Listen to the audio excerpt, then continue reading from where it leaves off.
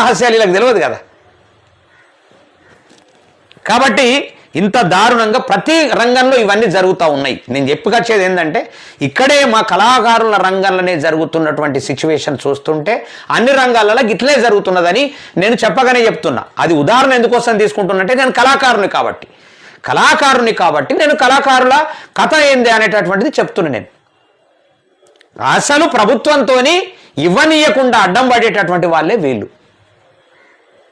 కాబట్టి వాస్తవానికి రైతులకు అందుతలేదంటే కారణం ఏంటంటే రైతులు నిరాశకు గురైపోయి ఈ వ్యవసాయమే వద్దు అనే కడికి రావాలి. వచ్చినప్పుడే ఆ వ్యవసాయ రంగాన్ని ఇతర రాష్ట్రాలకు సంబంధించినటువంటి వాళ్ళు చేసి పండించి ఇక ప్రభుత్వానికి అమ్ముకుంటారు. అప్పుడు తెలంగాణ సమాజం అంతా ఇక బిచ్చగాల లెక్క అడుక్కునేటటువంటి పరిస్థితి ఇలా మరి తీసుకొచ్చి